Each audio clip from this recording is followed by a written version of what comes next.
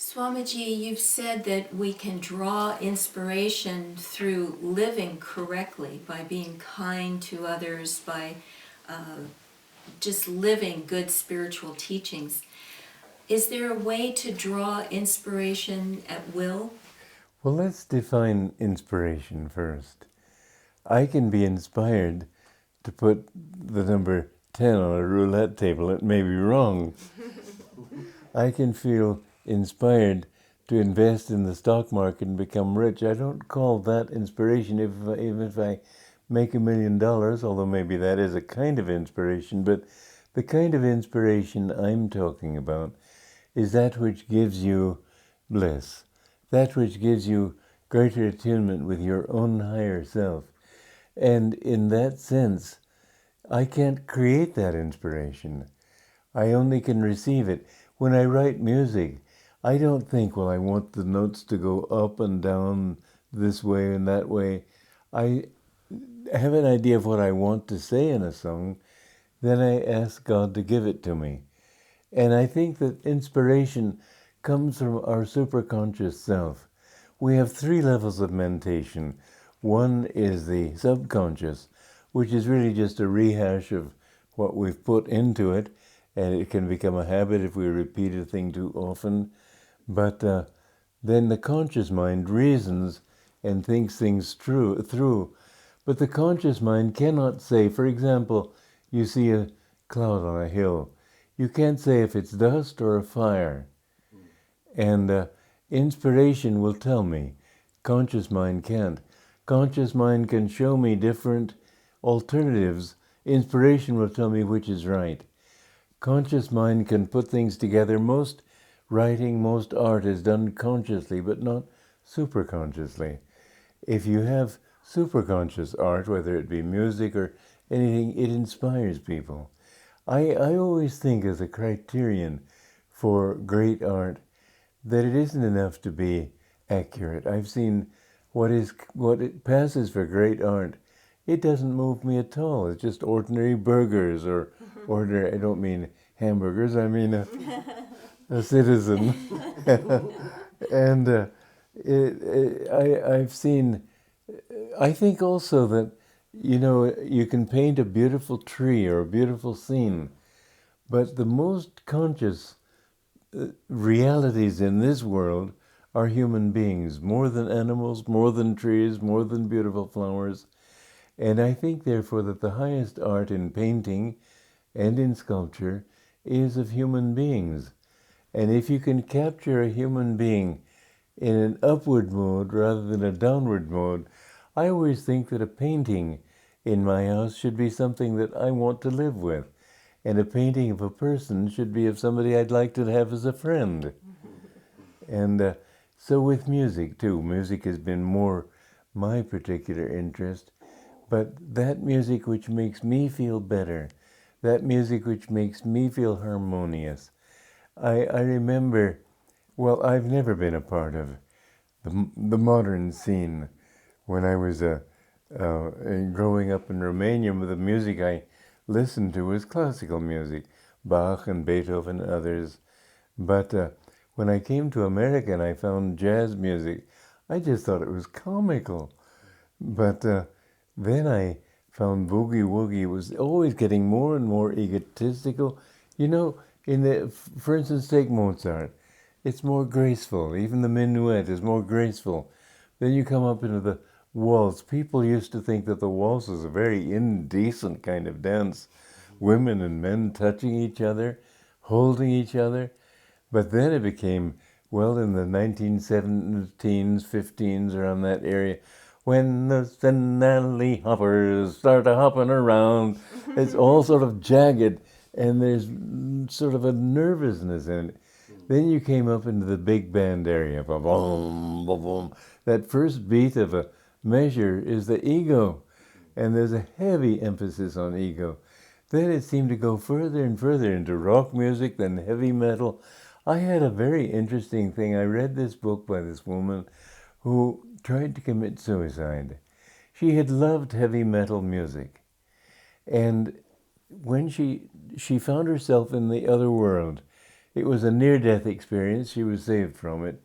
And in that other world, she found these people were sort of staring like this. Nobody really... Some people were dressed in the costume of ancient Greece and other costumes of old times in our Western civilization.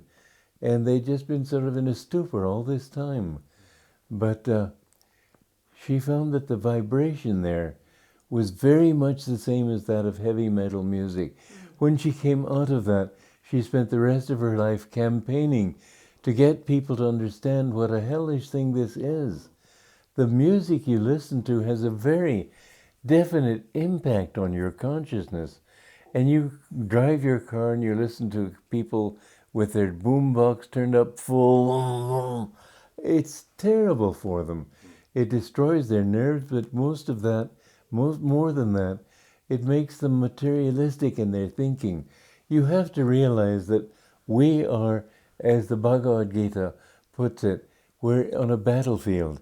This spine is the battlefield. This body is Kshetra, the field. And that which lifts the energy, lifts it toward the higher nature in man. That which lowers it, takes it toward the lower energy. I mentioned, I think, recently in a question and answer period about people who were lower chakra. They almost wag their tails like a dog when they're happy. And a person who is more refined, he'll show it in his movement. His dancing will be, if there's dancing, is more upward. Balinese dancing is that kind of dancing, whereas the lower chakra dancing makes people's consciousness lower. So the music that you listen to, don't be satisfied that if it excites you or if you like it. You can have wrong likes as well as right likes. If you want to get out of that which causes you suffering, then don't listen to or enjoy music that associates with your lower chakras, because happiness is in the upper chakras of the spine, in the higher nature of man. Unhappiness is all in his lower nature. Swamiji, it sounds like diet almost. You know, if you like ice cream and just make a continual diet of ice cream, it's going to ruin your health. Well, it's true. I don't think ice cream is the worst thing, but there are certainly kinds of food that are. There's tamasic foods that tend to make your consciousness lower too. It's good to eat fresh food, raw food, not to eat meat. They're discovering more and more, I've been finding this in the newspapers recently, that meat eating will shorten your life. Red meat is even worse. And people who eat heavily of meat, they are taking not only the meat into their consciousness, they're taking the fear and the anger of those animals that are more highly advanced. The red meat animals are more highly advanced than the others. And to eat their food is to take into yourself their emotions. That's why if you have to eat meat, better stay with chicken, fish, lamb even. But I think sensitive people don't want to kill, and although it's true that you kill a vegetable when you eat it, yet I think that those lower forms of life have their justification for living and helping the higher forms. So it's not killing in the same way. Swamiji, if our quest is to live in the upper chakras, as you're saying, and to find inspiration and intuition, are you equating the two, inspiration? Inspiration and intuition, of course, they're different in the sense that one gives you a feeling of joy, the other gives you a feeling of correctness. I may intuit that I should go to a certain place to meet somebody, but the inspiration will come if I find that meeting that person I feel joy. I may not always, it may just be a help. So I'd say that you have to realize we have a language, and this language gives us nuances of meaning, and you can't muddy the waters and get clarity. But we can draw it at will.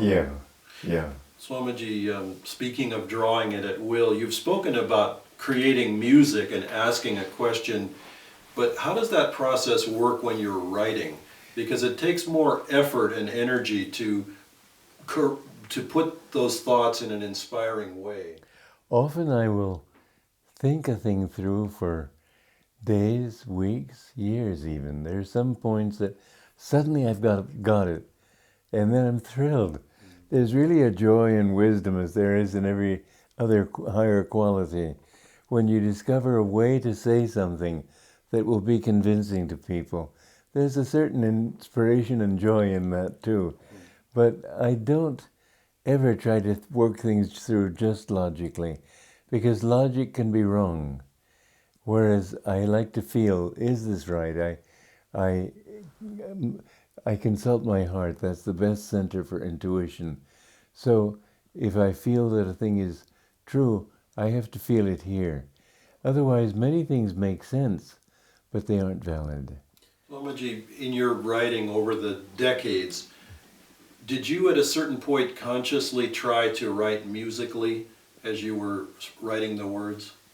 Well, it's, of course I've written music too, so it's natural for me to do that.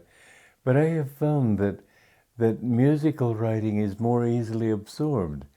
And I wanted to be a playwright, and I loved Shakespeare, and I always tried to work out ways in which dramatic speech could be poetic, and in being poetic would be rhythmic. You somehow, when there is that rhythm to it, it gets more deeply into you. So, yes, I've always tried to write rhythmically, and not just accurately. I've always resented too scholarly an approach, people who try to show their knowledge by using long words and difficult concepts.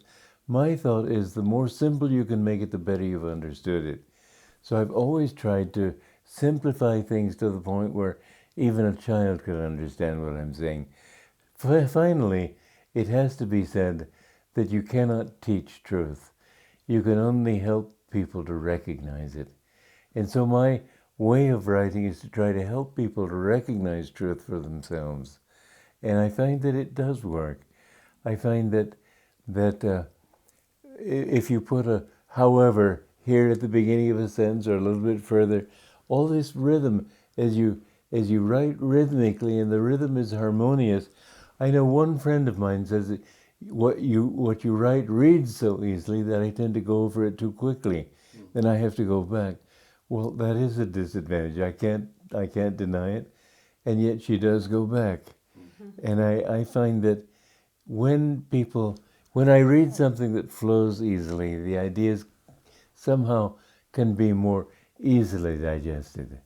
So I try to make my words, even in prose, sing.